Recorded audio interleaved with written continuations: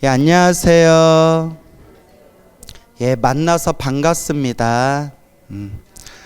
우리가 불교 신자로, 부처님의 제자로, 불제자, 줄여서 불자로 살아간다는 것은 부처님의 말씀을 의지하고 부처님의 말씀을 닦아나가는 거예요.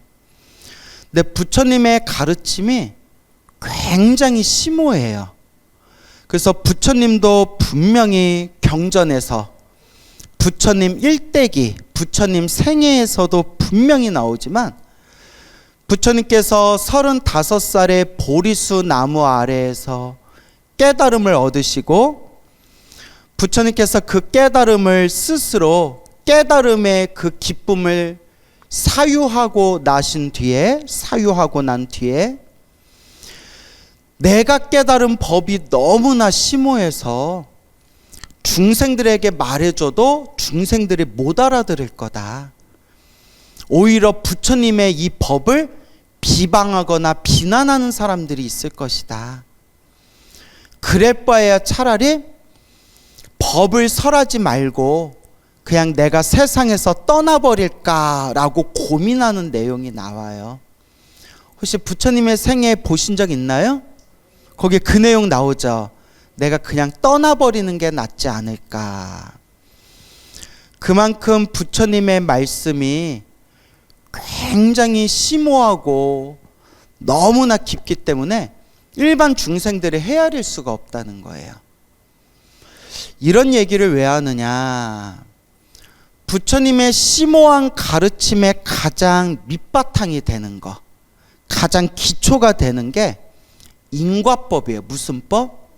인과법 혹은 영기법 혹은 인연법이라고 부르는데 이 인과법의 가장 중요한 바탕이 바로 윤회예요. 뭐라고요? 윤회. 시작 없는 옛적부터 지금에 이르기까지 중생들이 누가 지은 업의 인연으로 스스로 지은 업의 인연대로 다음 생 새로운 세상에 새로운 몸을 받으면서 딱 자기가 지은 업의 인연대로 살아간다는 거예요. 그리고 우리가 깨달음을 얻어서 번뇌망상이 사라져서 이 생사윤회, 태어나고 죽는 생사윤회에서 벗어나는 것을 해탈 혹은 열반이라고 부르는 거예요. 그래서 부처님의 초기 경전에서 대승경전에 이르기까지 부처님의 팔만대장경에서 항상 이 윤의 이야기, 인과의 이야기가 항상 펼쳐지거든요. 네, 특히 요새 들어서 불자들 중에서 또 머리 깎은 스님들 중에서도 윤회를 믿지 않는다라는 분들이 많이 늘어나고 있어요. 정말 말법 시대인가 봐요. 부처님의 법이 쇠퇴하는 말법 시대. 부처님은 경전에서 분명히 있다 하셨는데 우리 중생들은 부처님이 말씀하신 경전도 못 믿겠다, 없다라고 하는 불자들이 있어요. 참 희한하죠. 우리가 머리 깎고 출가한 게 부처님 말씀을 보고 출가했고 부처님 말씀을 모아놓은 게 경전인데 이제 경전의 말씀도 잘 믿지 않는 시대가 왔나 봐요. 그래서 제가 여러 번 말씀을 드렸지만 신도들이 와서 스님 윤회가 있어요 없어요? 스님 뭐 누구 스님 어느 스님 누구 법문 누구 강의를 듣다 보면 윤회가 없다는 식으로 얘기해서 너무 헷갈려요. 이런 질문을 받을 때가 요새 많아요. 정말 말법 시대인가 봐요. 그럴 때 저는 그냥 제 얘기 안 해요. 저도 이제 자꾸 설명하고 얘기하는 것도 저도 이제 지쳐가지고 그냥 깔끔하게 이렇게 말씀드려요. 사람 말도 믿지 말고 누구 말을 믿어라? 부처님 말씀, 경전의 말씀을 믿어라. 지장경을 보셨습니까? 예, 봤습니다. 지장경에 윤회의 이야기가 나옵니까? 안 나옵니까? 나옵니다. 그러면 지장경 말씀을 믿으십시오. 금강경 봤습니까? 법화경 읽어보셨습니까? 예, 금강경 봤습니다. 예, 법화경 사경도 해봤습니다. 금강경에도 법화경에도 윤회 이야기가 나오지 않습니까?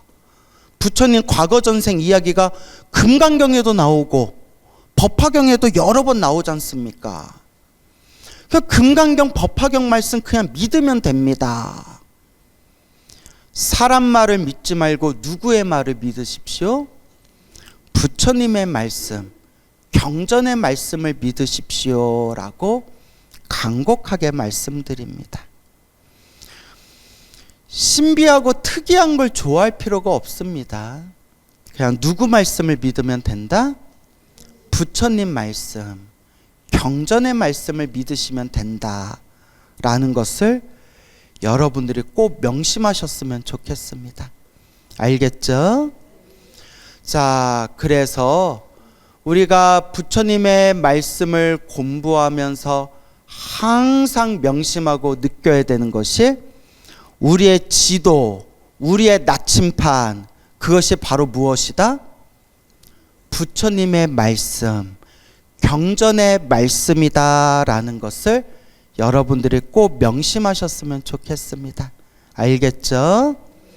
자, 그래서 부처님의 말씀, 부처님의 가르침을 공부하는데 우리가 항상 이 경전을 중심으로 삼아야 된다라는 것을 마음에 되새기면서 우리 불자들은 항상 무슨 법을 무섭게 여겨야 된다?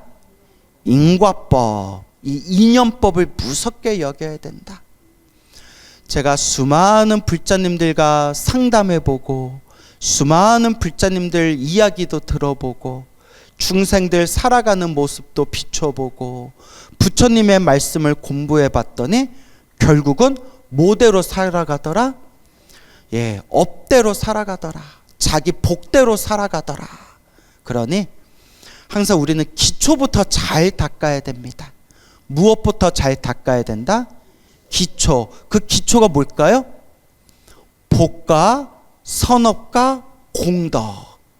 복과 선업과 공덕을 닦는 것이 가장 우리 불자의 가장 기초가 되는 가장 중요한 바탕입니다. 그래서 늘 말씀드리지만 복이 있어야 수행도 할 수 있고 복이 있어야 지혜도 닦을 수 있고 복이 있어야 깨달음도 얻을 수가 있습니다.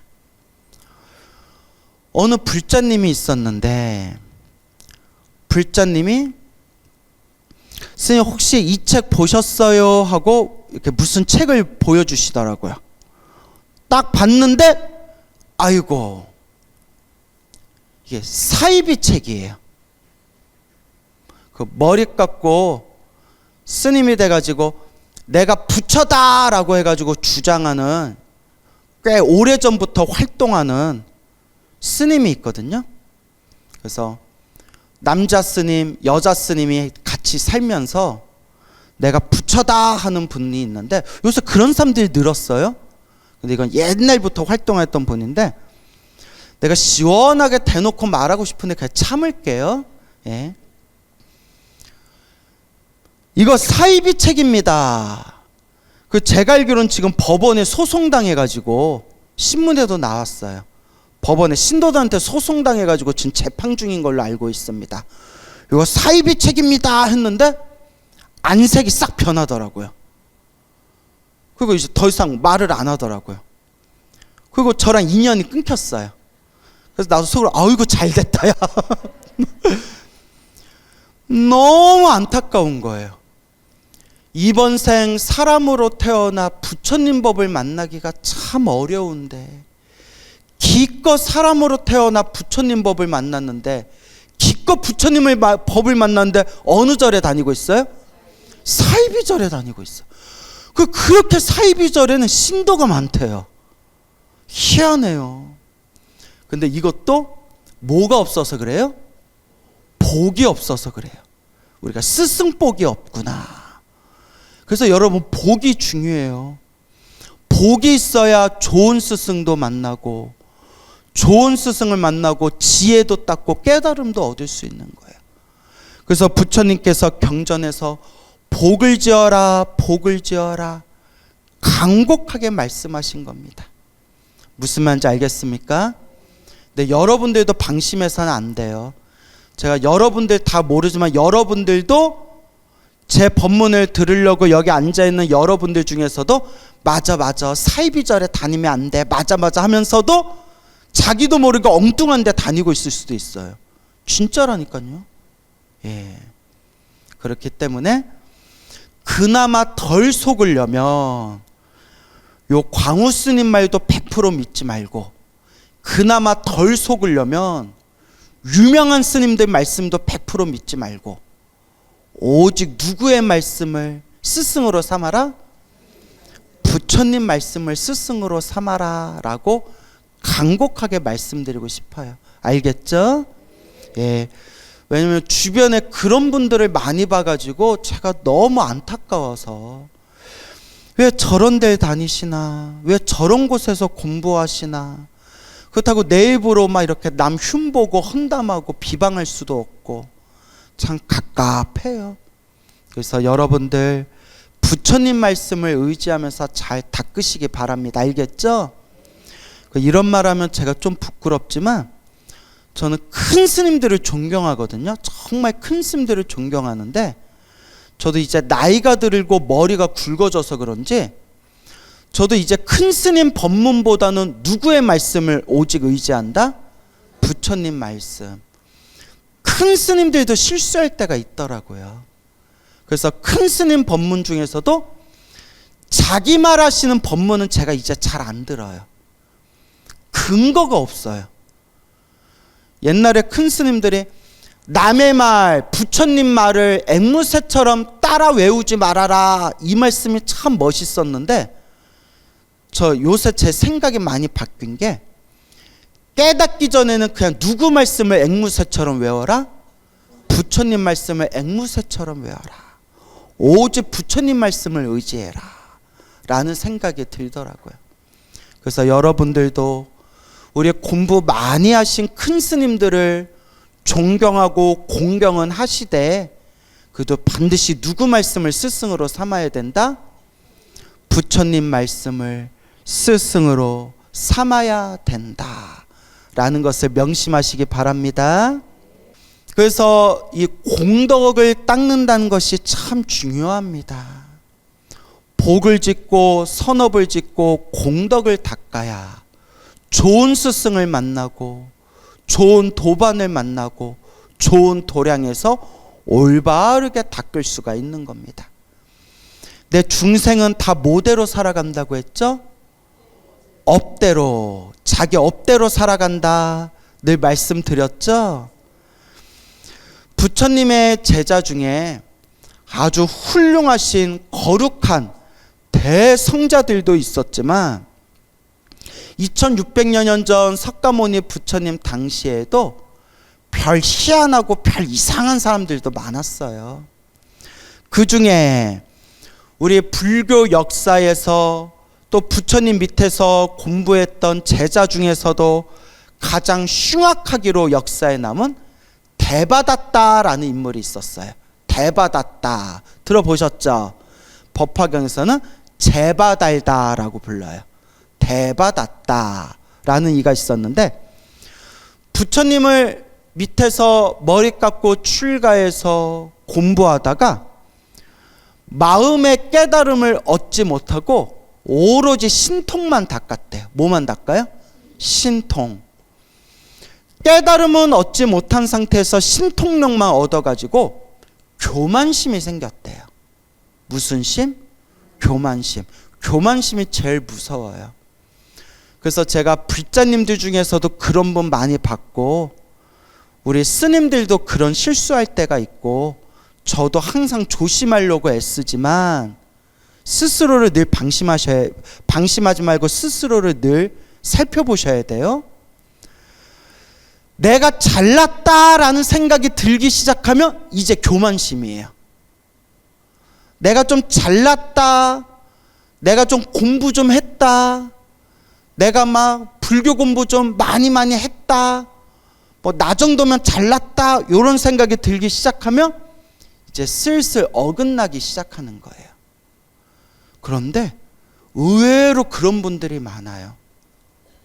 어느 불자님은 제가 몇십 년 전부터 절에 다니면서 누구 밑에서 무슨 경을 배웠고, 어느 스님 밑에서 무슨 경을 배웠고, 누구 밑에서 참선 공부도 했고, 막 그런 얘기를 막 하시는데 가만히 듣다 보니까 나 잘났다 자랑하고 싶어 하는 거더라고요. 그래서 에구구구 오랫동안 공부하셨는데 마음에 무슨 심이 스며들었구나? 교만심이 스며들었구나. 근데 이게 신도들만 그런 게 아니에요. 이거는 저 스스로한테도 하는 얘기예요.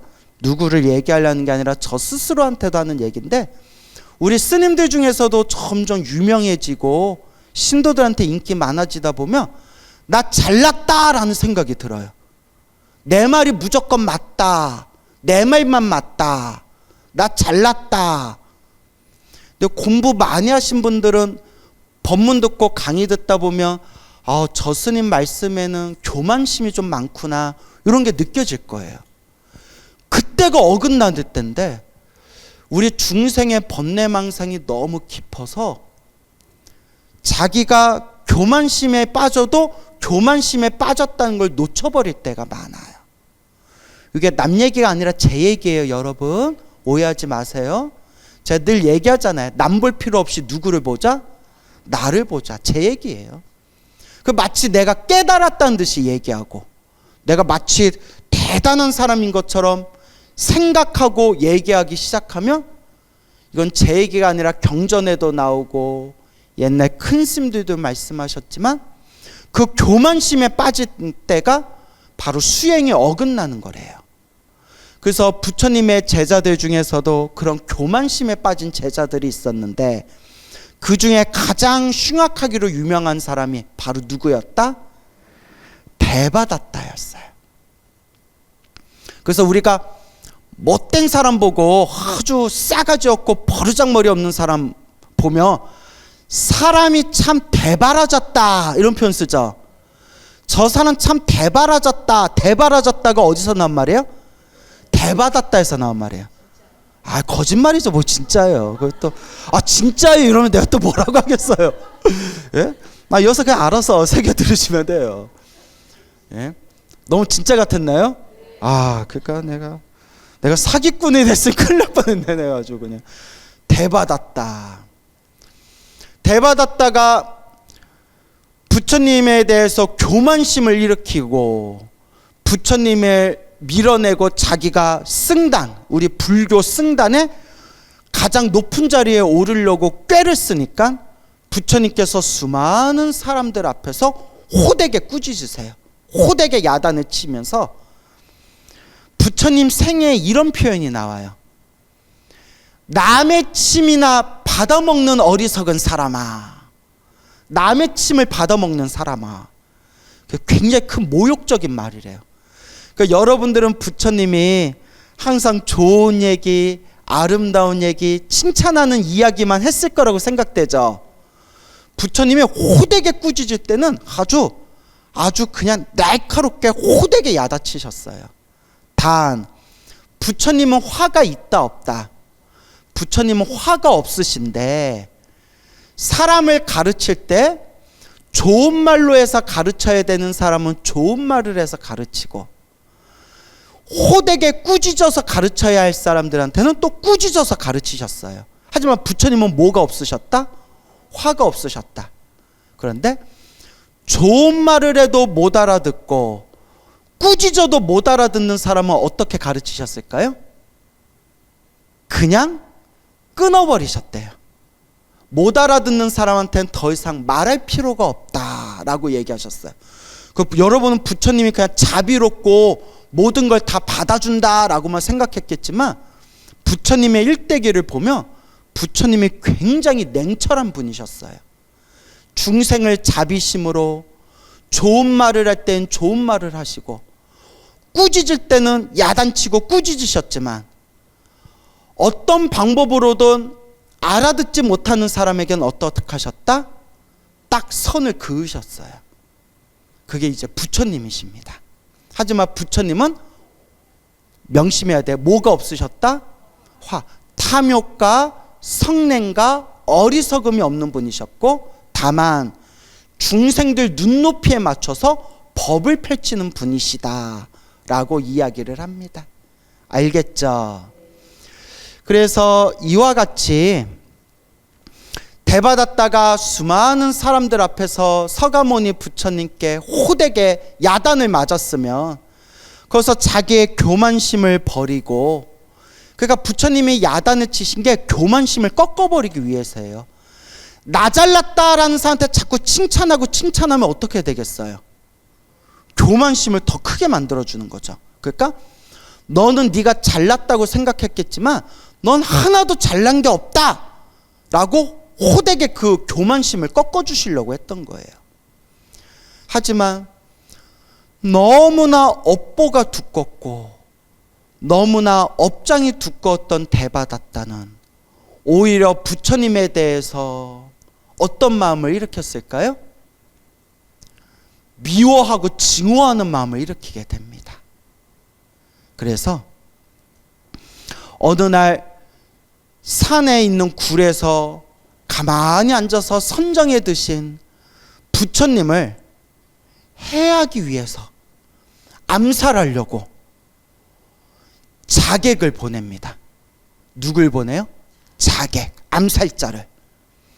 근데 어떻게 꾀를 쓰냐면 부처님께서 너무나 수많은 사람들에게 존경을 받고 계시니까 암살에 성공했는데 암살한 그 자객들이 잡혀가지고 누가 시켰냐 고문을 당하면 대받았다가 시켰다라고 밝혀질 거 아니에요.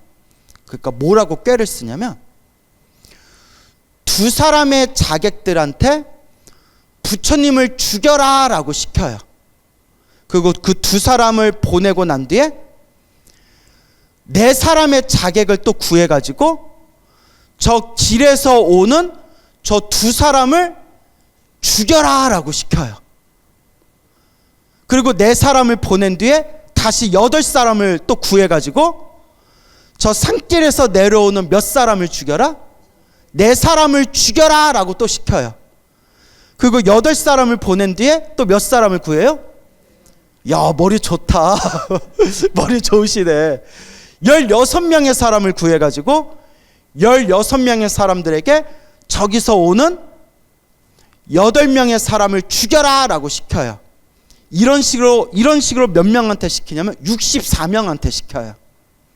그러니까 시켰던 사람을 죽이고 시켰던 사람을 죽이고 시켰던 사람을 죽이다 보면 누가 시켰는지 이제 알아요, 몰라요?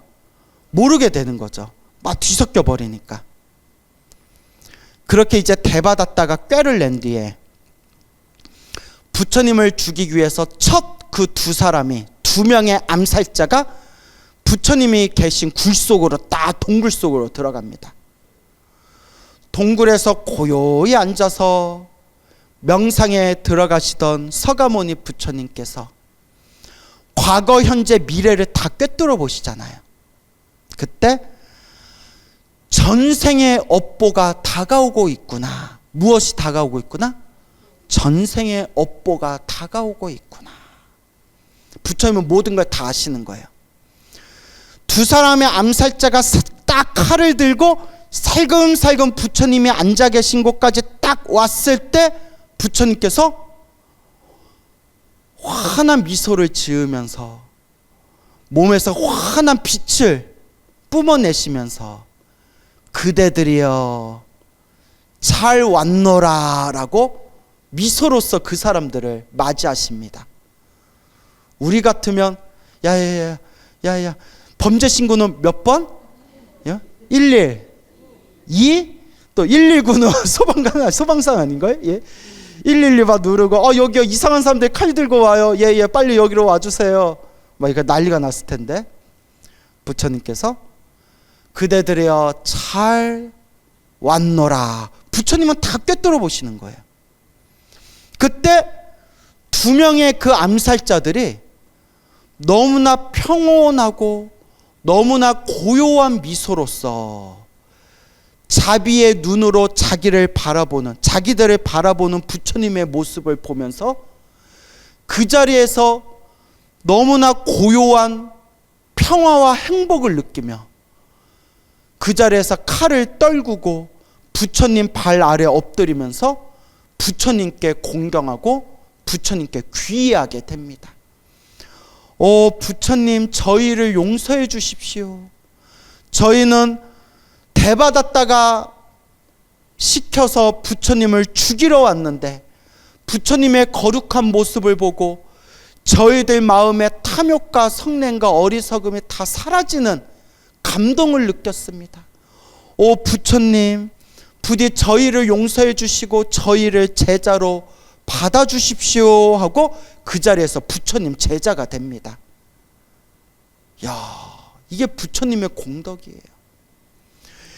이렇게 사람을 죽이려고, 아무런 거리낌 없이 사람을 죽이려고 다가온 암살자조차의 그 마음을 녹이는 게 우리 부처님의 공덕인데, 이러한 부처님을 끝까지 미워했던 대바다타는 얼마나 업장이 두꺼운 사람이에요. 부처님께서 그 두 명의 암살자, 부처님의 제자가 되고 부처님께 귀의한 그 두 명의 암살자에게 부처님께서 법을 설하신 뒤에 이렇게 이야기하십니다.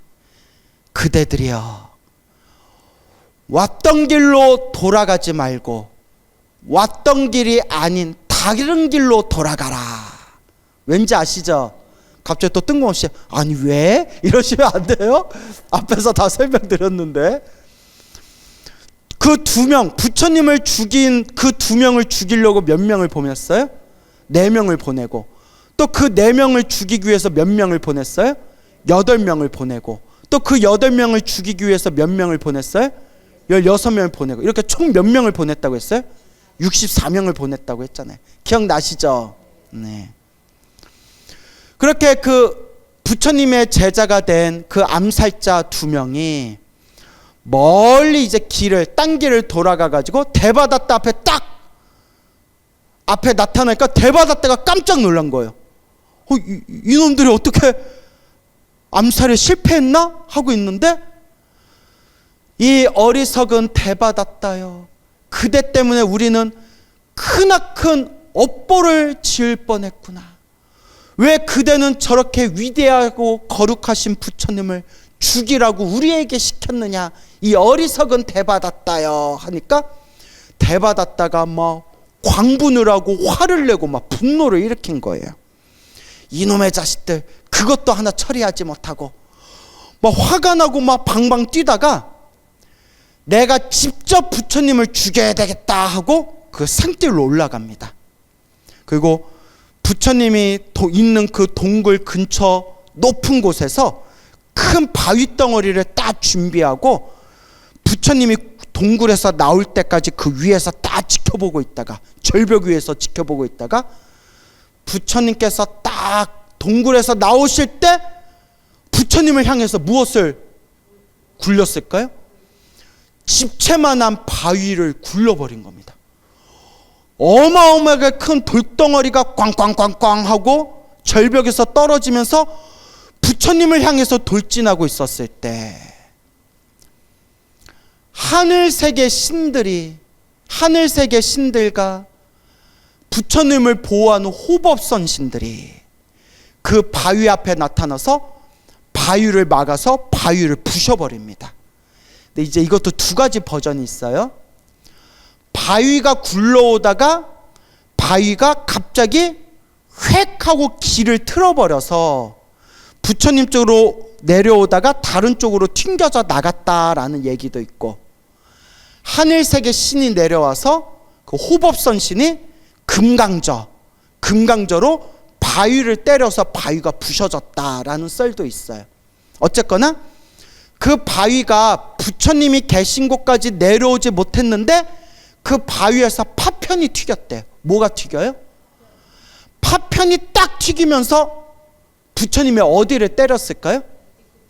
예, 뒤꿈치에. 예, 보살님은 뒤꿈치라고 하셨고, 뒤꿈치도 맞을 수 있어요. 책마다 버전이 다르니까. 부처님의 엄지발가락을 때렸대요. 근데 뭐 뒤꿈치도 엄지발가락이든 상관없어요. 책마다 내용이 다르니까. 엄지발가락에서 피가 철철철철철철 나는 거예요. 그때 부처님께서 그 고통을 다스리기 위해서 가사를 이렇게 접어가지고 바닥에 놓고 오른쪽 옆구리를 땅바닥에 대서 이렇게 누우셨대요. 그리고 고요히 선정에 들어서 그 깨진 발가락을 이렇게 그 통증을 싹 부처님께서 다스리시는 거예요. 그래서 간혹 뭐 미얀마나 스리랑카나 태국 같은 남방불교에 가면 부처님이 누워 계시는데 오른쪽 발가락이 하나가 잘려 있는 불상이 있대요. 그 불상이 있대요. 저도 책에서 봤는데 그게 요거 조각하다가 떨어져 나갔다가 아니라 뭘 상징하는 거예요? 예, 부처님께서 그때 발가락을 다치셨을 때 부처님께서 신통과 선정의 힘으로 그 고통을 다스리시고 마음에 흔들림이 없이 고요하고 평온함에 머무르셨던 그 거룩한 모습을 상징하는 불상이라고 합니다. 그러니까 자주 볼 수는 없지만 가끔 이렇게 그 남방불교 불상 돌아보다 보면 엄지발가락에 하나 이렇게 뭉툭한 그런 불상이 있대요. 뭐 이런 것도 알아두면 좋겠죠. 뭐 저도 책에서 본 내용이에요. 자, 그때 부처님께서 얼마의 시간이 지난 뒤에 피가 멈추고 통증이 다 가라앉고 난 뒤에 부처님께서 밖으로 나오셨는데 막 스님들과 불자들이 막 분노에 차가지고 몽둥이를 들고 있고 막 씩씩거리는 거예요. 부처님께서 그대들이여, 불자들이여, 어찌하여 이렇게 분노를 일으키고 있느냐. 부처님의 제자는 분노를 일으키지 않는다. 근데 그대들은 어찌하여 분노를 일으키고 있느냐. 부처님, 저희가 소식을 듣고 뛰쳐나왔습니다. 대받았다가 부처님을 해하기 위해서 바위를 굴려가지고 부처님께서 크게 다치셨다는 얘기를 들었습니다. 부처님을 보호하기 위해서 저희들이 온 것입니다. 그때 부처님이 유명한 말씀을 하세요. 아주 유명한 말씀을 하세요. 뭐냐? 하늘 위 하늘 아래 이 세상 어떤 존재도 부처님의 생명을 해할 수 있는 존재가 있다 없다? 절대 없다. 하늘 위, 하늘 아래는 물론이요, 하늘 위 모든 존재를 통틀어서 부처님을 해칠 수 있는 존재는 아무도 없다. 그러니 걱정할 필요가 없다. 다만 내가 그 바윗돌에서 튕겨져 나온 그 파편에 발을 다친 것은 온전히 누가 지은 업이다? 내가 지은 업을 내가 받은 것일 뿐이다. 그때 모든 불자들이 부처님께 이렇게 여쭤봅니다. 오 부처님, 부처님께서 가장 위대하고 가장 거룩한 부처님께서 어떤 업이 있으시길래 이렇게 발을 크게 다치신 겁니까? 그때 부처님이 이와 같이 말씀하십니다. 그대들이여 잘 들을지니라. 수없는 머나먼 과거 전생에, 수없는 과거 전생에 두 형제가 있었는데 큰 부자였던 아버지가 세상을 떠나면서 그 수많은 재산을 두 형제, 형과 동생에게 그 재산을 물려주었다. 그때 큰 형이 결혼해서 아내를 맞이했는데 세월이 지난 뒤에 그 아내가 마음에 톡한 마음을 일으키면서 저 동생만 아니면 이 모든 재산이 다 누구 건데? 다 우리 건데, 다 내 건데, 다 내 자식 건데 이 큰 재산을 저 동생과 나눠 갖자니 아이고 아깝구나, 아이고 아깝구나 라는 생각을 일으키면서 자기 남편이었던 그 큰 형을 계속 꼬드기는 겁니다. 여보, 저 동생만 아니면 이 돈이 다 우리 건데, 저 동생만 아니면 이 돈이 다 우리 건데. 처음에 큰형은 화를 내면서 그런 말 하지 말아라 하지 말아라 하다가 계속 그 어리석고 독한 못된 마음을 가진 그 아내가 끊임없이 꼬드긴 탓에 결국 큰형은 어리석음에 빠져서 자신의 동생을 데리고 산으로 올라가서 산에 있는 구덩이에다 동생을 밀어버리고 돌을 던져 누구를 쳐 죽였다? 자신의 동생을 돌을 던져 쳐 죽이게 되었다. 그 무서운 업보로 그 큰형과 아내는 수없는 윤회의 세월 동안 지옥에 떨어져서 크나큰 고통을 받아야 했고, 지옥에서 나와서 사람의 몸을 받은 뒤에도 그 업보가 그림자처럼 따라다니면서 항상 고통을 주었다. 그리고 수없는 억겁의 윤회가 흐르고 난 뒤에 완전한 깨달음을 얻은 부처님이 된 뒤에도 자신의 친동생을 돌을 던져 죽인 그 업보로 부처가 된 뒤에도 이번 생에 굴러오는 돌의 파편에 발을 다치게 되었으니, 그 동생을 죽였던 큰형이 누구의 전생이다? 지금 이 석가모니 부처님의 머나먼 전생이니라. 머나먼 과거 전생, 내가 어리석음에 빠져 살았던 중생이었을 때 그때 지었던 그 업보를 지금에까지 받게 된 것이니라 라는 말씀을 하셨습니다. 와, 무섭다, 그죠? 얼마나 무서워요. 부처가 된 뒤에도 그 업보를 받은 것이다. 물론 크게 받을 걸 어떻게 받은 거예요? 작게 받은 거죠. 그래서 대승불교에서는 이렇게 이야기합니다. 대승불교에서는 부처님은 완전한 지혜와 완전한 복덕을 성취하셨고 모든 업장을 소멸하셨기 때문에, 이게 중요해요. 모든 업장을 소멸하신 분이기 때문에 더 이상 받을 업보가 있다 없다, 더 이상 받을 업보가 없으시다. 다만 중생들한테 인과 업보가 이렇게 무섭다는 걸 보여주시기 위해서 일부러 발가락이 다친 모습을 일부러 보여주시고, 당신이 과거 전생에 지었던 그 무서운 업보를 중생들에게 들려주면서 나쁜 업을 절대 짓지 말고 착한 선업을 지어야 된다라는 것을 강조하기 위해서 일부러 이런 모습을 보여주신 거다라고 주장하는 분들도 있어요. 하지만 부처님이 되어서도 그 업보를 받았다고 해석하든, 아니면 부처님은 더 이상 받을 업보가 없지만 중생들에게 일부러 그 무서움을 보여주기 위해서 그 업보를 받은 모습을 일부러 보여주신 것이다 라고 해석하든, 중요한 것은 뭐가 참 무섭다? 업보, 내가 지은 업이 참 무섭다. 그래서 큰 스님들이 이런 말씀을 하십니다.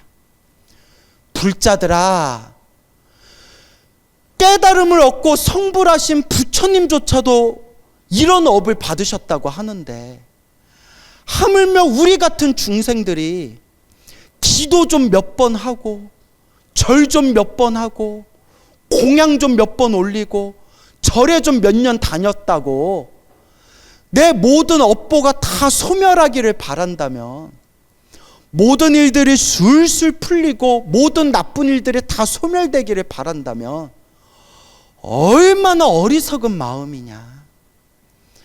좋은 일이 생기든 나쁜 일이 생기든 다 누가 지은 업이다?